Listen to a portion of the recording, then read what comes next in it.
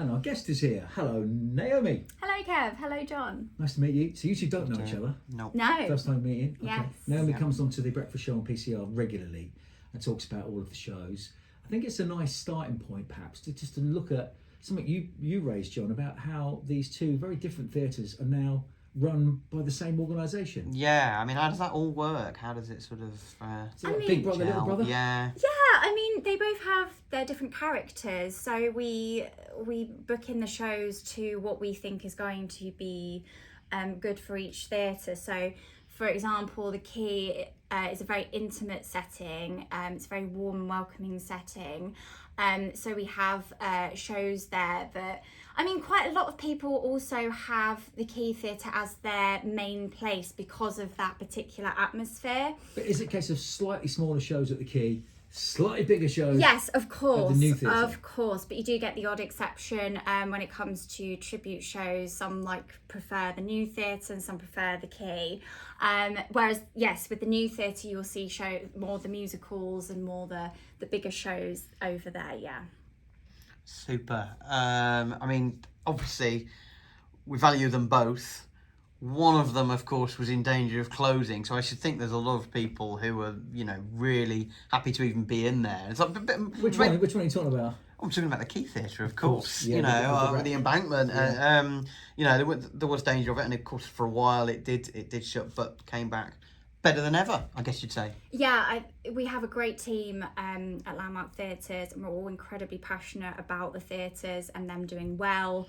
It's how you market them, it's what you program into them, like you said, people have an emotional connection. A lot of the audiences do have an emotional connection to both theatres as well, and they love coming to the Key Theatre. We've got the silver screenings where a lot of the elderly come to watch the shows, and then we have our Peterborough Jazz Club every month, and they're regulars, but yeah, it's just great. It's great. I think if you asked any Peterborough person, name a theatre in Peterborough, Key Theatre, I mean, the history of the place in the city centre, right by the river, people have a very strong emotional attachment. I agree with you about the Key. I remember going there when my kids were little, taking them to auditions. Both my children have performed there years and years and years ago. They're grown up now.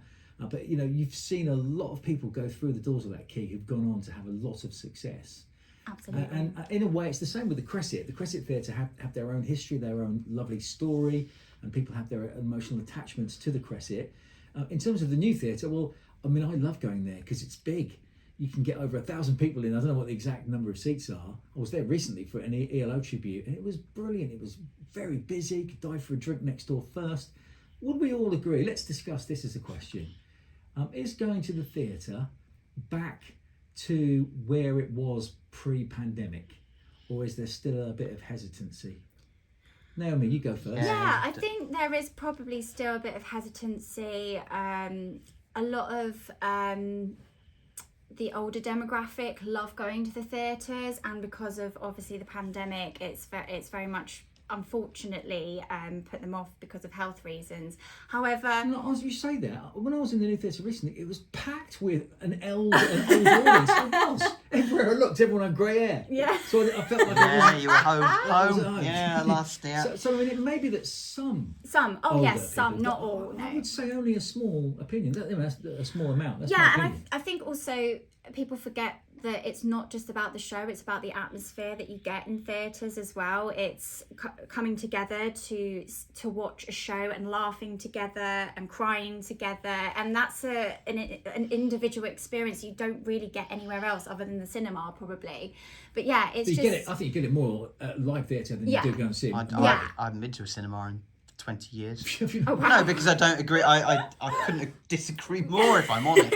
Because cinema is just a load of people watching a screen, and we all do that every day, every night anyway. Oh, yeah. Whereas live theatre, live music, So you agree. live sport. You agree. You're not disagreeing. You agree.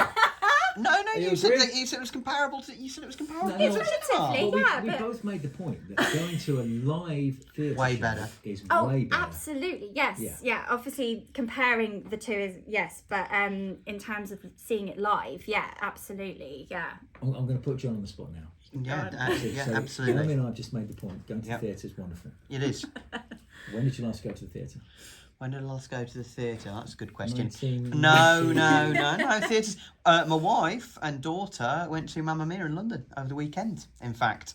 So, Here we go again. 2 days, in fact, for our family. Oh, okay. When did I last go? I mean, I went to Frozen last year with them, also in London Oh, as well. Hold on a minute, hold on a minute. When did you last support Peterborough Theatre?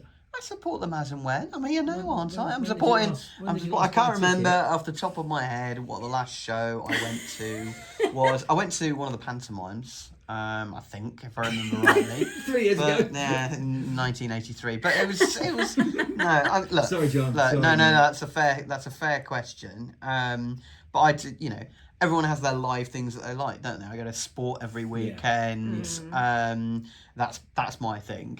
And hopefully, I think most people are back now. There are still a few, particularly on Twitter, some people who haven't hardly left the house for 4 years and stuff. And I feel desperately sorry for them. You know, that is their choice, obviously. I don't know whether people are going out with masks now or not, if that makes them feel psychologically better. I didn't see Then any I'm masks absolutely when I well. was at the theatre last week. I think it's a matter of choice. I don't think it's a big conversation No. now. Those that are choosing to still kind of self-isolate a fair bit or not socialise too much, fair enough. But I think the vast majority of people are living their life 100% I hope normal. so. And I guess going back to the original question, Naomi, it's important that the arts thrives, Absolutely. survives, but Yeah. thrives. And the theatres are so important for so many different reasons. Let's have a little delve into the what's on list. Sure. Either the Key Theatre or the New Theatre. Maybe pick out a few examples of shows coming up in April. Yeah, so in April we have for the little ones Once Upon a Tune, which is based on the book of from James Mayhew, and it's going to be this lovely live illustration, colourful music, storytelling, all merged into one, with Britain Symphonia playing the music. It's just going to be great. Date and theatre? Tuesday, 2nd of April at the Key Theatre. Okay, I do know you've got 7 Drunken Nights on, which tells the story of the Dubliners. Now, the Irish Rover happens to be one of my favourite all-time Irish songs. Do you know that song, John? Oh, they rave on the Irish I Rover. would rather throw myself in the knee than listen to that. You'd rather throw yourself into the knee? Honestly, I might do it if you sing that again. Listen to the Dubliners. Honestly, that is like scraping nails down my back. I'm sure that there are people out there who love it. You know, they're wrong. They shouldn't. So you don't like the Dubliners, you don't like the Pogues.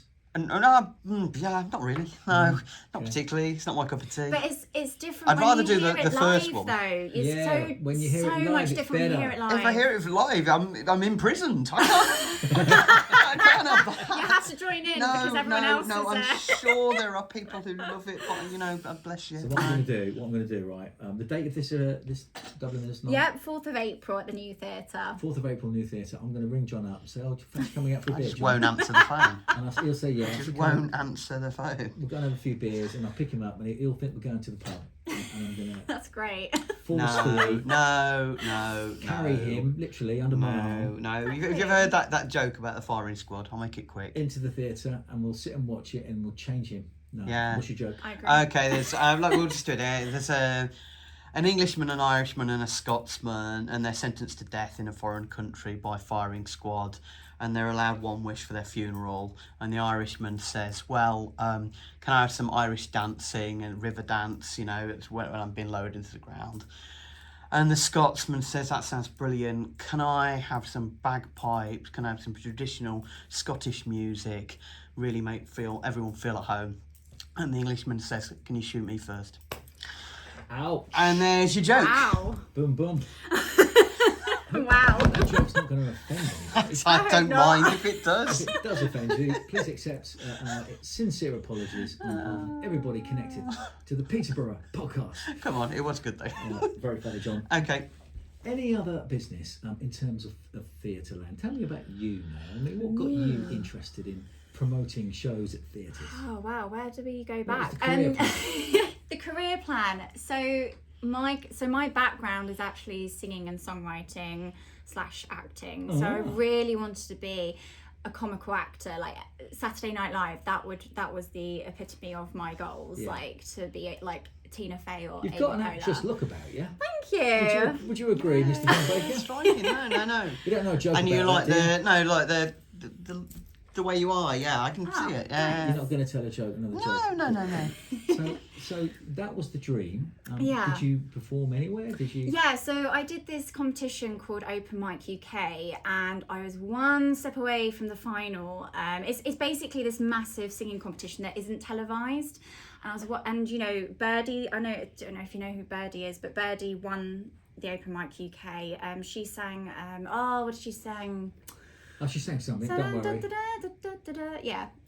So yeah, Do that she's again. very famous. What did she sing? Come on, Skinny Love. She sang Skinny Love. Skinny Love, Birdie. Yes, Skinny Yeah, Love. Was so- she Brit nominated? I think she might I have been. think so. I believe so. But anyway, so it was a very big competition. I was one step away from the final. Fortunately, didn't get through, but that was the way that I wanted to go. I then also did a couple of acting gigs. I did panto tours and stuff like that. But I got incredibly bad imposter syndrome, so it really, unfortunately, I was put off by it all. But Excuse me, pause. You need to explain what imposter syndrome is. Is that feeling of anxiety and nerves? So basically, That I you felt, don't deserve to be there. yeah, that you don't basically. deserve to be there, Oh, basically. really? Yeah, unfortunately. But I did work at the Churchill Theatre in Bromley as a front of house assistant. And I loved the marketing department because it was very creative. You could be very creative, but also have the sort of stability of a 9 to 5. So it kind of, and also working in theatre, obviously that's my background. So it kind of ticked all the boxes. And weirdly, I just didn't do it for ages because obviously I was going to pursue the acting. Didn't work out. So then I ended up weirdly, so it's a weird one. So my mum ended up moving to Spalding and she goes, did you want to come with? And I was like, okay, why not? And whilst I was living at home, I was kind of building my marketing skills and my own business. And then the Peterborough marketing officer came up and I was like, right, I've just got to give it a go and see if I get it. And yeah, obviously I got it, otherwise I wouldn't be here. But yeah, and I just absolutely love it. I just love the creativity of it. I love being in the theatre environment.